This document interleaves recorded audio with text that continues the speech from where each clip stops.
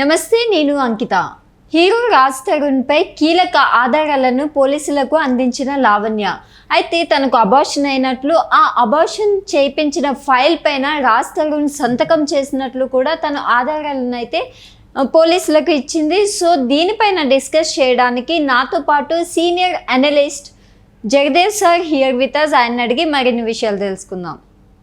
Hi sir. Hello అండి. Sir, ఇప్పుడు చూస్తే రాజ్ తరుణ్, లావణ్య అసలు న్యూస్ ఎట్లా ఉందంటే సోషల్ మీడియాలో కానివ్వండి, బయట ఎక్కడ చూసినా వాళ్ళదే నడుస్తుంది. ఇప్పుడు రోజుకి చూసుకుంటూ పోతే ఒకదాని మించి ఒకటి లావణ్య ఆధారాలు బయటికి తీసుకొస్తుంది. ఇప్పుడు లేటెస్ట్గా చూస్తే ఏమో తన అబార్షన్ చేయించుకున్నట్లు కూడా ఒక ఫైల్ తీసుకొచ్చింది, కేర్ షీట్.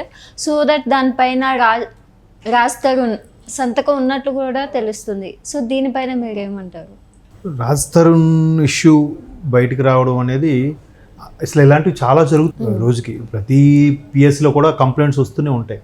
బట్ ఇక్కడ రాజ్ తరుణ్ ఎందుకంటే నేము ఫేము ఫేసెస్ కాబట్టి, ఇండస్ట్రీకి చెందిన వాళ్ళు కాబట్టి బాగా హైలైట్ అవుతుంటుంది. సోషల్ మీడియా కూడా బాగా వైరల్ అవుతుంది.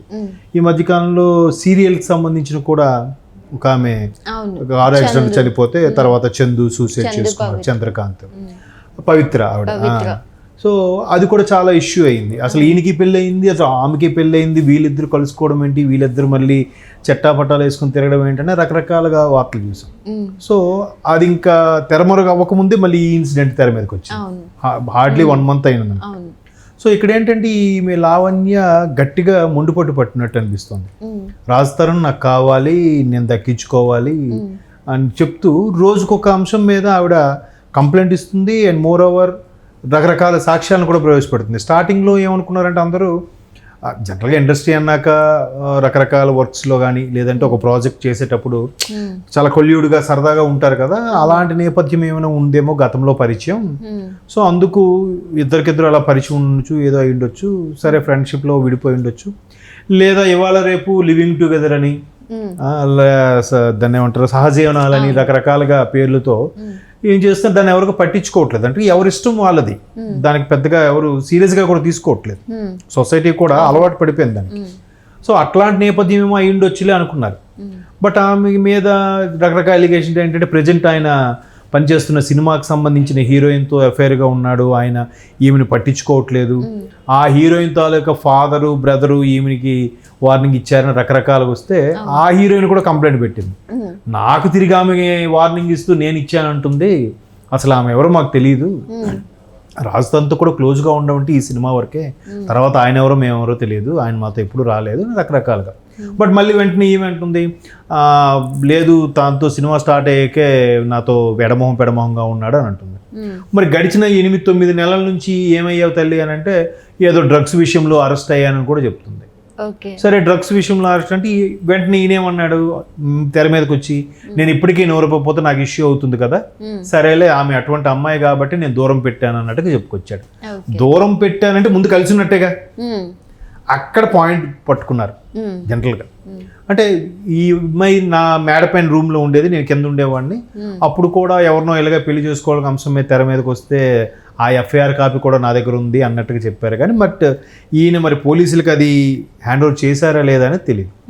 అయితే ఇప్పుడు లేటెస్ట్గా వచ్చిన అంశం ఏంటంటే ఆమె గతంలో రాజ్ తరుణ్తో కలిసి జీవించడం వల్ల 2 సార్లు గర్భవతి అయింది, ఆ 2 సార్లు కూడా అబార్షన్ చేయించుకున్నారు. దానికి సంబంధించిన పత్రాలు ఇప్పుడు డాక్టర్స్ అబార్షన్ చేయాలని, అబార్షన్ అనేది నేరం అసలు యాక్చువల్గా చేయించుకోండి.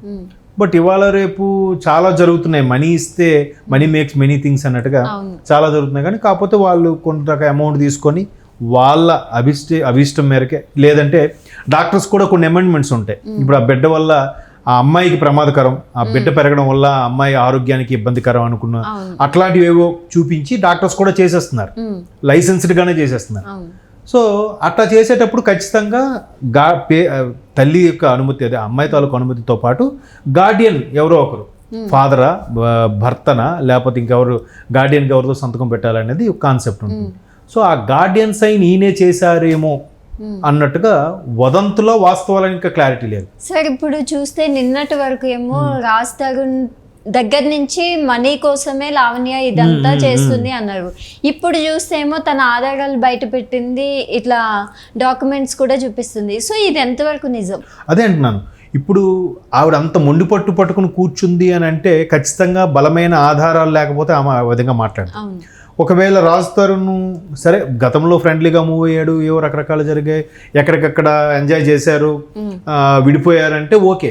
బట్ ఆమె ఇంకా నిన్న ఒక స్టేట్మెంట్ ఇచ్చింది చూశాను, నాకు ఖచ్చితంగా ఆయన కావాలి, నేను ఆయన్నే పెళ్లి చేసుకోవాలనుకుంటున్నాను, ఒకవేళ ఆయన ముందు చనిపోతే నేను ముండమోపు అవుతా, లేదు నేను చచ్చిపోతే నా శవం దగ్గర ఆయన ఏడుస్తాడు లేదో చూడాలి అన్నట్టుగా అంత ఎక్స్ట్రీమ్ లెవెల్కి వెళ్ళి కూడా మాట్లాడుతుంది. నేను ఎక్కడో వీడియో చూశాను. సో అట్లాంటి నేపథ్యంలో ఆమె బాగా స్ట్రాంగ్, ఆయనతో బాగా బంధంలో ఉంది, బలంగా కోరుకుంటుందన్న విషయం అర్థమైంది. దట్టు నిర్భయ లాంటి చట్టాలు వచ్చిన తర్వాత ఒకవేళ అమ్మాయి తప్పున్నా కూడా వ్యవస్థ కానీ పోలీసు వాళ్ళు కానీ చట్టాలు కానీ ఆ అమ్మాయి వైపే మొగ్గు చూపేలాగా అది అమ్మాయి వైపు వెర్షన్లోనే మాట్లాడుతున్నారు ఎవరు, ప్రతి ఒక్కరు కూడా. ఎందుకంటే ఎక్కువ శాతం అమ్మాయిలు నష్టపోతున్నారు అనే వెర్షన్లో ఒకవేళ అమ్మాయిలు తప్పున్నా ఒప్పున్నా అది పరిగణలోకి తీసుకోకుండా ఫస్ట్ వెర్షన్ అమ్మాయిల వైపే మాట్లాడుతున్నారు. ఈవెన్ విడాకుల విషయాల్లో కూడా మీరు అబ్జర్వ్ చేస్తే చాలా వరకు మెజిస్ట్రేట్ దగ్గరికి వెళ్తే మెజిస్ట్రేట్ ఎస్పెషల్లీ ఫిమేల్ అయ్యారు అనుకోండి జడ్జి, ఇంకా ఖచ్చితంగా అమ్మాయికి ఫేవర్గానే మాట్లాడుతున్నారు. సో అట్లాంటి నేపథ్యంలో ఇక్కడ కూడా ముందు సరే అమ్మాయి ఏంది, ఇట్లాంటి ఇండస్ట్రీలో కామన్ కదా, ఇట్లాంటి ఎలిగేషన్స్ చాలా వస్తుంటాయి అనుకున్నారు. కానీ మీరు అన్నట్టుగా ఆవిడ బలమైన అబార్షన్కి సంబంధించిన ఆ గార్డియన్గా సైన్ చేశారా, లేదంటే ఆ రిపోర్ట్ ఏదంటే ఉంటుందో ఆ రిపోర్టు బహుశా ఆవిడ దగ్గర ఉందేమో, లేదంటే హాస్పిటల్ వాళ్ళ దగ్గర సంపాదించారేమో, దాంతో బలంగా స్ట్రాంగ్గా ఉన్నట్టుగా అనిపిస్తోంది. ఇప్పుడు 4 సెక్షన్లు కూడా ఆయన మీద బలంగా ఉన్నాయి. 493 యాక్ట్ ఏదో కూడా పెట్టబోతున్నారు అన్నట్టు కూడా చూస్తున్నారు. ఒకవేళ అలాగా అంటే నమ్మించి మోసం చేసినట్టు కదా, నమ్మించి మోసం చేసినట్టు. అబార్షన్ అయితే మరికొద్దిగా తీవ్రం అవుతుంది. దట్టు అమ్మాయి ఇప్పుడు నిర్భయ చట్టాలు వచ్చిన తర్వాత అమ్మాయి దాన్ని ఆ నిర్భయాలు కూడా యాడ్ చేసేసారు అనుకోండి, ఆ చట్టాన్ని కూడా యాడ్ చేసేసారు అనుకోండి, ఇంకా ఖచ్చితంగా చాలా సివియర్గా ఉంటుంది. ఆల్రెడీ దట్టు ఆయన హీరోగా చేస్తున్న నేము ఫేమ్ ఉన్న పర్సన్ కాబట్టి ఎటు తప్పించుకుపోలేడు. అంటే ఇంత ఫేమ్ ఉన్న పర్సన్ ఎందుకు అబద్ధం చెప్తున్నాడు అంటారా? అది సర్కమ్స్టాన్సెస్ అమ్మా, పరిస్థితులు. అబద్ధం అని కాదు, ముందు ఇద్దరం ఇష్టపడి ఉండొచ్చు, అట్లా అబార్షన్ వరకు వెళ్ళింది అనుకుంటే కాసేపు అని కదా, వాస్తవం ఎంతో తెలియదు. వెళ్ళిందంటే ఇద్దరికి సఖ్యత లేకుండా అట్లా జరగదుగా. సో జరిగి ఉండొచ్చు. తర్వాత ఇద్దరికి ఇప్పుడు భార్యాభర్తలు అన్న గొడవలు రావా, అట్లాగే లవర్స్ మధ్యలో కూడా గొడవలు వచ్చి బ్రేకప్ చెప్పుకుంటున్నారు. అట్లాగే ఇవాళ లివింగ్ టుగెదర్ లాంటిది అనుకోండి, సంథింగ్ లైక్ దట్. అట్లాంటప్పుడు కూడా మనస్పర్ధలు వచ్చి విడిపోయి ఉండొచ్చు. విడిపోయిన తర్వాత ఈమె మీద డ్రగ్స్ ఇష్యూ కూడా ఏదో వచ్చిందంట కదా, అరెస్ట్ అయ్యి లోపల ఉందంట, 40 days 43 days ఉందంట. సో అట్లాంటప్పుడు వచ్చి నువ్వు ఎట్లా డ్రగ్స్ తీసుకుంటా అని చెప్పి ఈయన కూడా వెక్స్ అయిపోయి, లేదంటే జనరల్గా కొత్త కోరుకుంటారు ఎవరైనా కూడా. ఎట్లా అయిపోయిందంటే చాలా వివాహ బంధమే విడిపోతున్నప్పుడు వీళ్ళు జస్ట్ దాని ఇన్ఫాచురేషన్ అనుకోవచ్చు, దాన్ని మోహం అనుకోవచ్చు, ఇంకేదైనా అనుకోవచ్చు. అట్లాంటి సందర్భాల్లో ఆ దట్టు ఇట్లాంటి ఇండస్ట్రీలో ఉన్న వ్యక్తులకి సర్వసాధారణ ఫీల్ అయ్యి ఉండొచ్చు. సో ఏముందిలే అని అనుకున్నాడేమో. బట్ ఇప్పుడు ఇవన్నీ ప్రూఫ్స్ వచ్చిన తర్వాత ఆయనకి ఉచ్చు బిగిస్తోందేమో అని అనిపిస్తోంది. బట్ ఒకవేళ ఆయన కూడా కాదు కూడదు ఈమె ఎంతవరకు తెగించిందిరా, నా కెరీర్కే మచ్చ వస్తుంది అనుకుంటే ఆయన మరి ఎటువంటి నిర్ణయం తీసుకుంటాడని చెప్పలేదు. లేదు అంటే దీనివల్ల నాకు కెరీర్కి బదనం అవుతుంది, అమ్మో దీనివల్ల నా అవకాశాలు కూడా పోతాయి, నేను బ్యాడ్ అయిపోతాను అనుకున్నాడు అనుకోండి.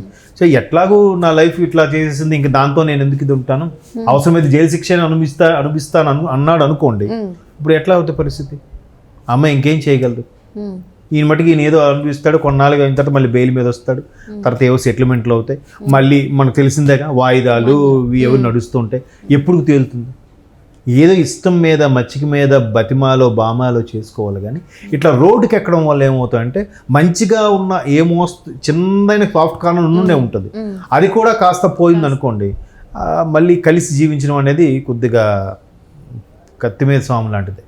అది చూద్దాం ఏమవుద్దో. Okay, thank you sir.